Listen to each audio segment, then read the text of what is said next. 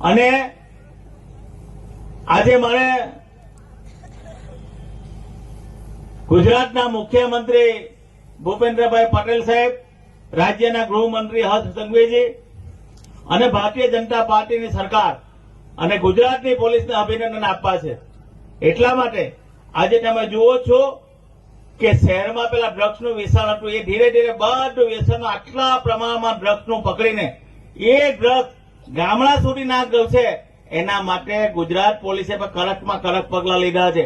એ drugs કેવી રીતના ગામડામાં પહોંચાડવાનું કામ, એનો પર્દાફાશ તમે ગઈકાલે જ થયો છે. એ ગામડા સુધી ડ્રગ્સ પહોંચાડવાનું કામ જે લોકો કરતા હતા એને ગુજરાત પોલીસ અને સુરત પોલીસે પકડા છે ગઈકાલે જ. શાકભાજી વેચવા તમે આવે, ગામડાની અંદર હાથ ભરાય, એ હાથની અંદર બહારથી લોકો આવે અને શાકભાજીની આડમાં એ ડ્રગ્સનો વેપાર કરતા હતા. એ ડ્રગ્સના વેપાર કરતા હતા ગઈકાલે જ સુરતની પોલીસે પકડા છે. મેં ઓલપામાં તો બંધ જ કરાવી દીધા છે કે ભાઈ આ વસ્તુ અમારે ગામડા સુધી નથી ઘૂસવા દેવું. એટલે બહારથી જે લોકો શાકભાજીની આડમાં જે ધંધો કરતા હતા એને આ ગુજરાત પોલીસે રસ્તો બતાવી દીધો છે. મિત્રો, આવું ક્યારે ના થવું જોઈએ.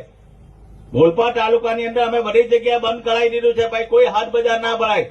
એ હાટ બજાર બંધ કરે તો પછી દીપકભાઈ, જયંતિભાઈ, આ લોકો શું નવી પાછું ઓપનિંગની જવાબદારી કે ટેમ્પો લઈને આવે, ટેમ્પો લઈને આવે ને માઇક લઈને આને વગાડે કે આવો, એટલે પછી ગાંધી લીંબુ લાવે, આ લાવે, એની અંદર સાથે સાથે આ રીતે કરતો. પણ આ ગુજરાત પોલીસે એને પકડ્યું છે. આ ક્યારનું ચાલતું હતું પણ બધાને આજે રંગે હાથે પકડા છે.